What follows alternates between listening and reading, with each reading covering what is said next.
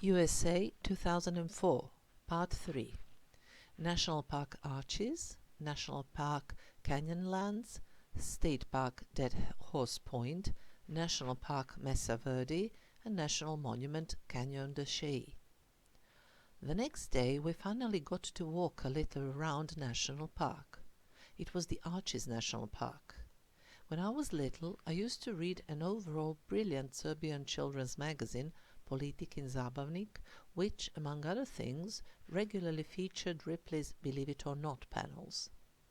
It would often provide a few words about some natural stone arch that can be found in the state of Utah.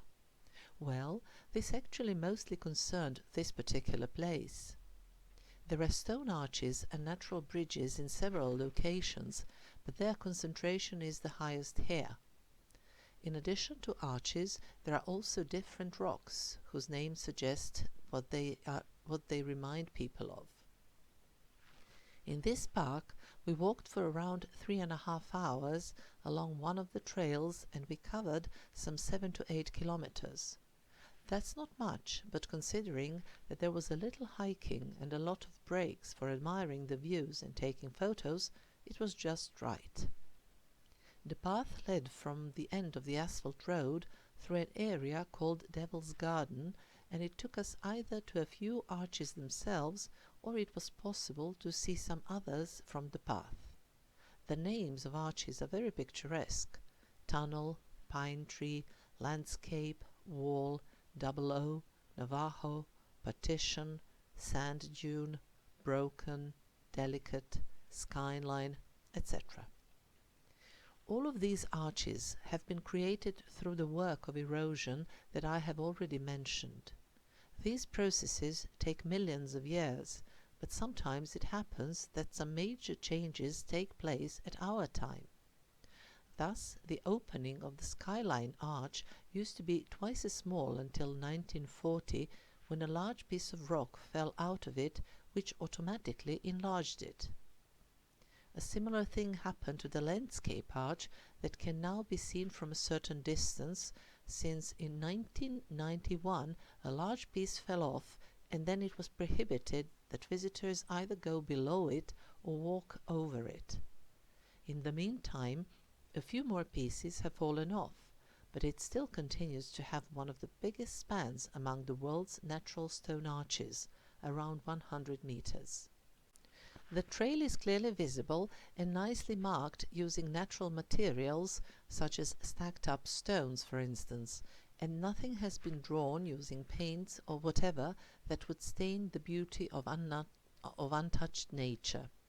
Human interventions have been brought to a minimum, like in the case of a carving made in a rock that stands right in the middle of the path, serving as a step for crossing over the rock.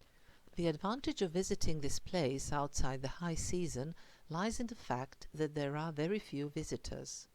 During the entire hike, we only came across a couple of people. The rest of the time we were alone with the nature, and this is its playground. The Double O Arch consists of 2 round openings, one below the other. The Partition Arch also has 2 round openings, but one next to the other. One of the most beautiful arches in this national park is the Delicate Arch. We saw it from a distance from one of the viewpoints we stopped at before finally leaving the park. Our journey took us then to yet another national park, the Canyonlands National Park, although the entire region we traveled through is also called the Canyonlands, simply because it is the land of canyons. Again, we drove over a plateau, and all of a sudden we ran into a cloud that included a strong wind and snow, although there was no snow on the surrounding ground. At one point it was as if we drove through a snow curtain, and then the cloud would abruptly thin up so much that we would still have the snow in front of us while the sun was visible above. As we were in a warm car, this certainly contributed to our enjoying in this natural event. Although I like all kinds of weather, in my mind winter, I mean cold winter, is a very special season. This is the only time when it suffices that I enter a warm room after being outside in the cold, and wrap myself under a warm blanket to feel pleasure and bliss. That specific sense of inner fulfillment never occurs to me when, for instance, I enter an air-conditioned room during summer, and it must be at the level of primal ever since the times when men invented fire, so to speak, in order to warm himself. The blizzard passed after some 10 minutes, so it was completely dry when we entered the Canyonlands National Park. There the road runs over a flat highland that is at around 1,800 meters above sea level, and it led us to a few viewpoints that provided us with absolutely incredible landscapes in front and below us. That section of the national park is called Island in the Sky, and from there it is possible to see the canyons of the Green River and the Colorado, that in fact join together here. No matter how much we both tried when taking photos, they simply could not fully convey the beauty of that area. There, like in several other places, we were completely alone before the beauty that was breathtaking. In addition to the magnificent nature, the weather conditions also contributed to the impression. A few clouds carrying snow along, or dragging as if the lower sections were just a thinned-up fog, a little sun, different colors of geological layers, and wonderful fresh air. Between a couple of viewpoints, we passed through a blizzard again, and we also came across yet another herd of deer that calmly grazed close to the road. Before finishing visits for the day, we went to the nearby Dead Horse Point State Park that is adjacent to the Canyonlands National Park. This is also a point from which there is a fine view over a canyon where the Colorado makes a large meander. It owes its name to a story about an entire herd of wild horses that died of thirst there, although the river was in their sight. They simply could not get down to it. The next day we went to visit one more canyon, but in this case it was not the main attraction. The key thing there is Mesa Verde, that is located in the state of Colorado. The Mesa Verde National Park is on the UNESCO World Heritage List, and it is the first national park in the USA that included something man-made.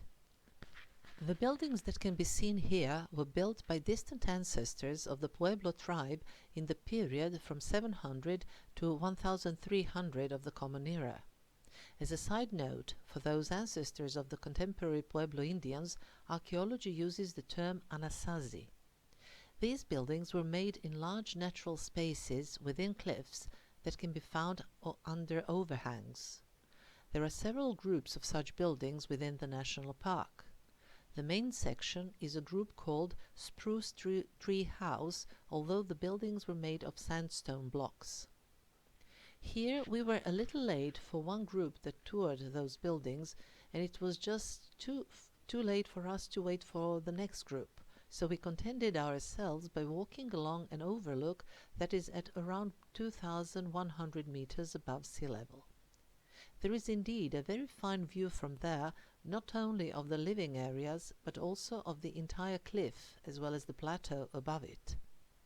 In order to reach these houses, and certainly to leave them, the Anasazi carved handholds into the cliffs, thus going up and down completely vertical rocks. It is believed that on the flat terrain above the dwellings they cultivated the land and hunted animals. Still, even though their houses were in such an awkward place, it is assumed that they had a very well-developed system of connecting different groups of people and that they did not live in isolation. One of the groups of buildings is called the Square Tower House, although technically speaking it was not a tower but rather a local high-rise since it was used for habitation.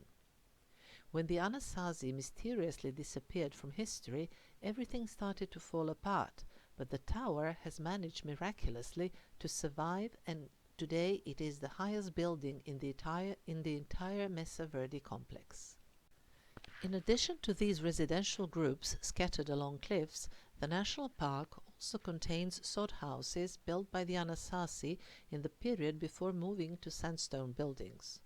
The first one we visited is from 575 of the Common Era, and nowadays it is possible to clearly see the ground base onto which a wooden construction was added, and it is presumed that residents entered them through the roof. Another sod house we saw was built somewhere between 750 and 900 CE, and it consists of two clearly divided rooms. There, it is possible to see a very interesting canal that served for supplying fresh air, although archaeologists believe that it must have been very difficult to breathe anyway because of the open fire. Even today, next to this ventilation shaft, there is a large piece of stone that was used in cold winter months to control the quantity of cold air entering the dwelling in order not to cool the space too much. We also went to see the Sun Temple. There is no evidence on it of any roof construction, and it is assumed that the Anasazi abandoned it before the construction was over. It is not known why they left, but it is supposed that they lived in this region until the end of the 13th century, when all trace of them was lost in the history. After that, there are no tangible remains that would be linked to them, although the contemporary Pueblo Indians do have some similarities with the Anasazi in their beliefs. The next place we visited is completely unique. It is the only point in the USA where 4 states border one another at right angles, rendering this place its name, Four Corners. These states are Arizona, Utah, Colorado, and New Mexico. We had no plans to visit New Mexico, but I was very happy to have stepped in this state, albeit for a short while, because it always reminds me of my childhood. Namely, the capital of New Mexico is Albuquerque, and it is in the big Bugs Bunny cartoons, which I adored as a child, problems always came about when he didn't take the right turn at Albuquerque. The point where these 4 states come together is located in a flat, rather featureless area marked by a concrete and metal construction, and I didn't mind getting down on all fours and stretching myself across the 4 states. Here we were already on the Navajo Nation territory, that is, on the territory of the Navajo Indians Reservation. We took advantage of a nearby kiosk in order to try the specialty of the area, which is called fried bread. They can be served as sweet, with icing sugar, cinnamon, or honey, or savory with different meaty or vegetable additions. The next stage of our journey took us right across the Navajo territories in Arizona. First we visited the Canyon de Chelly National Monument. Although significantly smaller than some of the previously seen, this canyon does not lag behind by its beauty. We visited this one as well by driving along the south rim across a plain, making stops at viewpoints. The bottom of the canyon is practically dry, and the entire area is of dominantly red color. Here and there, across the bottom of the canyon, it is possible to see few houses, but although they are inhabited, the curious thing about them is that they don't have electricity. This canyon comprises, in fact, 3 canyons, and it is possible to visit its bottom, but not individually, only as part of guided tours organized by members of the Navajo tribe. This is their territory, and they can set the rules here. So we went along the top of the canyon, and from there, like in the Mesa Verde National Park, we could see some buildings which the Anasazi also made here in the horizontal natural cavities in the otherwise vertical cliffs. It is truly amazing how they must have climbed up and down those cliffs. In addition to these remains of the Anasazi culture, we also enjoy the nature. Some of the rocks we saw from above looked like enormous mud balls dropped from high above, and then they flattened from the impact. The sun was close to the sunset and helped emphasize the colors of the surrounding landscape. And then, all of a sudden, we heard what we thought to be the coyotes howling on the other side of the canyon.